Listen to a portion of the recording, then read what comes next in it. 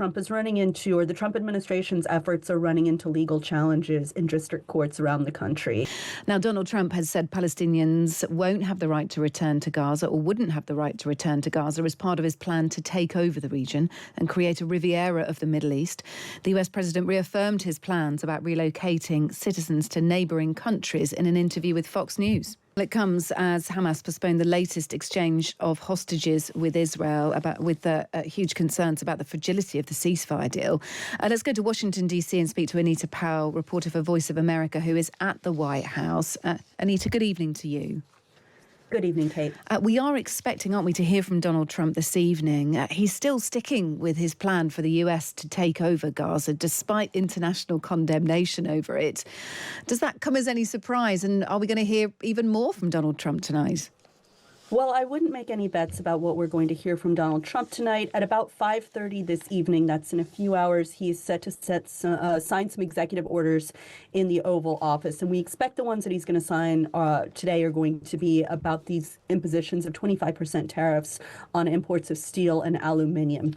But going back to Gaza, yes, you heard his remarks yesterday in that pre-taped interview.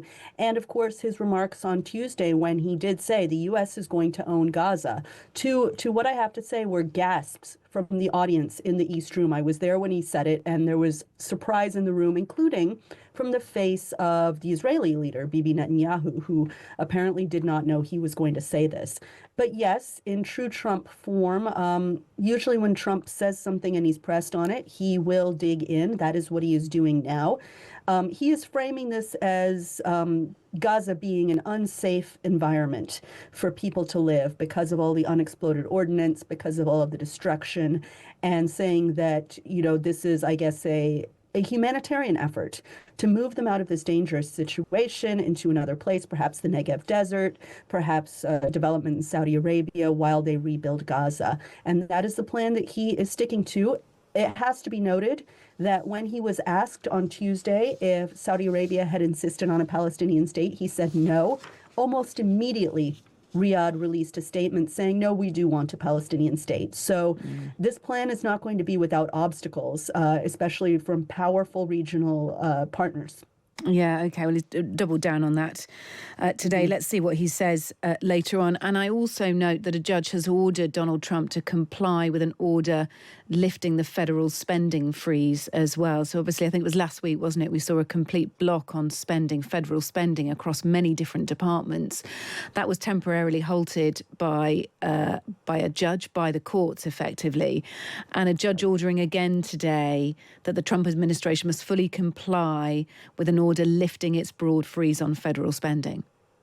This is a trend that we're seeing in the rash of executive orders. And I mean, what you're referring to is, of course, a memo that went out from the Office of Personnel and Management. I want to say it was about 8 days ago. But yes, Trump is running into, or the Trump administration's efforts are running into legal challenges in district courts around the country. Numerous states, notably, of course, blue states, have sued over various executive orders and pronouncements and moves that his administration has made in these early days, which, of course, are running these big ideas into major roadblocks. And we'll see how this plays out and how they navigate these challenges. You've already talked about the 25% steel and aluminum, as you said. I was very impressed, Anita, that you used the UK pronunciation rather than the American pronunciation earlier. Thank you. I believe that's the Australian pronunciation. Oh, I see as well. Okay. Anyway, okay. Well, we've talked about those, but I wonder, because this is being touted as tariff week, isn't it? Trade tariff week, and I wonder what else we're going to get. I mean, there are rumours that he's going to go after the EU, the UK. Here, we're still pretty uncertain about what might come our way. Perhaps we're a little more buoyant than some of our counterparts over in the EU about whether we'll escape tariffs or not. Are we set to get more from Donald Trump, do you think, this week? Are we going to get sort of a tariff a day? That is the billion-dollar question. Look, he has said that he believes that tariffs and trade wars are an easy way to do business, as he said memorably in his first term, and since trade wars are easy to win. So this is his tool of choice, this tool of economic statecraft, coupled, of course, with sanctions, which I think we can expect to maybe see him bring those into play as well. But as for specifics, as for what Trump intends to do, I don't think anybody knows that except for one man, and that's Donald Trump. And so I wouldn't venture to guess about what the fate of Europe is. As you know, the vice president right now is overseas. He's in Paris and he's in Munich to meet with officials to talk about European security, to talk about the future of AI. And those discussions are going to have bearing on how the White House sees how Europe and how other partners feel about these moves that the White House is making. So it's likely that Vice President J.D. Vance will get some feedback. Whether this feedback will reach the ear of Donald Trump and whether this feedback reaching the ear of Donald Trump will change his course is anybody's guess. I mean, Donald Trump is a man who portrays himself as being very decisive, very intractable. So we will see, what objections people bring and whether he listens to them. Anita, always great to hear from you. Thank you. Anita Powell, White House reporter for Voice of America. Good to have you with us. Well, let's extend this conversation then, shall we? Get more reaction from Bob McEwen, who's Chief Executive of the U.S. Council for National Policy and a former Ohio congressman. Good evening, Bob. Good evening. Great to be with you. Look, this is supposedly tariff week, as we've been saying. The impact, of course, is going to be absolutely huge on some countries. Presumably, Donald Trump is absolutely aware of this. And I just wonder, from your perspective, we've already seen with Canada and Mexico that he's used the threat of tariffs as a negotiating tactic to effectively get them to boost up border security, particularly when it comes to drugs over the border like fentanyl. Is he going to do the same with other countries, or is there less for him to negotiate with or less for them to offer in return, do you think? Well, as you know, he thinks like a businessman. He doesn't think like a politician. The politician says, jaw, talk, come out at 2:30 in the morning with a day and a half growth of beard, your sleeves rolled up, and say, hey, we've got a package that everybody knows in 6 weeks won't last any. And all of that nonsense that has everybody just up to their neck in enough already. And so rather than every 3 years signing a new agreement with NATO that everybody's going to meet their obligations, they all shake hands and toast themselves, when for 40 years everybody knew they weren't going to do it. Carry on. You got cut off halfway through there. Carry on, please. I'm so sorry. But as I say, Donald Trump, rather than signing the accord with everybody, shaking their hands for an agreement that everyone know that no one's going to keep, he just said, well, maybe we don't need NATO. And suddenly everybody runs to their checkbooks to start meeting their obligations. He thinks like a businessman. And so when he says to BMW, let's just take Germany. As you know, Audi and Mercedes and Volkswagen, there is a 26% tariff on any cars coming from America. And so he just says, well, maybe we should do that in America. And suddenly everybody starts to listen. All he's doing is negotiating like any common sense business person would. But brother, that sure does cause the folks to sweat that are professional negotiators and never can accomplish. And so if we take the EU as one example, what does he want from the EU? If he's going to sort of threaten trade tariffs as a negotiating tactic, what would he accept for a pause to trade tariffs, or maybe for a reduced trade tariff with the EU? What's he looking for, do you think? It's one word: reciprocity.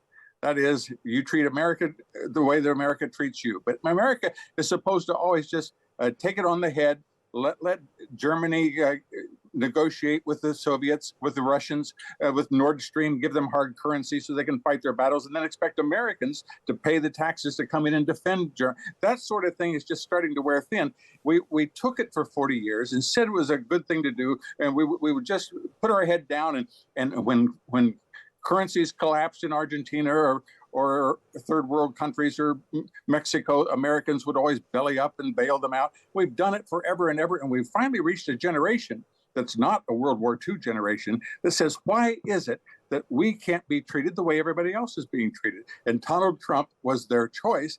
And very simply, common sense people are not concerned about it. Okay. The people that are professional negotiators, in which we always come out on the end, they're going to howl and whip, but it's going to be fine. It's going to be great, in fact. Well, it is if you're Donald Trump, potentially, because you're the one holding all the cards at the moment. You're a former congressman.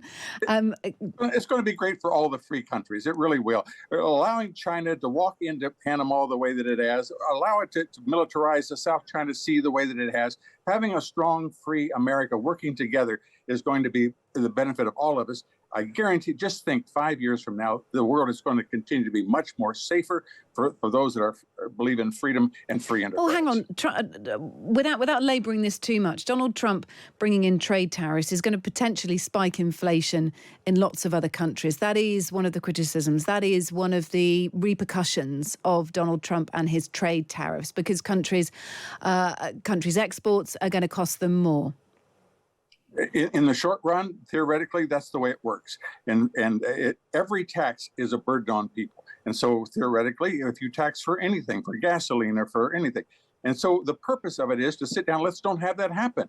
Let's treat American goods just like you treat everybody else.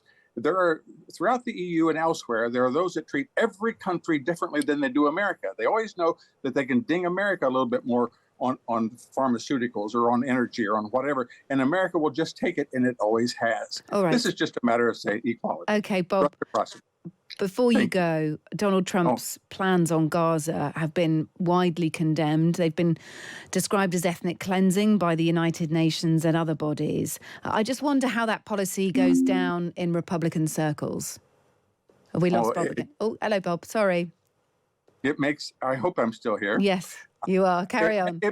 It makes almost everyone just smile, because all of the professionals that have done absolutely nothing and accomplished absolutely nothing have this businessman walk in and says, look, Saudi Arabia, UAE, Bahrain, Oman, you people have money running out the gazoo, and you expect us to carry the burden year after year after year? I'll tell you what, why don't we just all turn it into Miami Beach? And we'll just move the folks in there and take it. And you watch what happens to the Saudis and the Bahrainis and the rest of our friends. So again, this is a negotiation tactic. You think Donald Trump has no intention of taking over Gaza?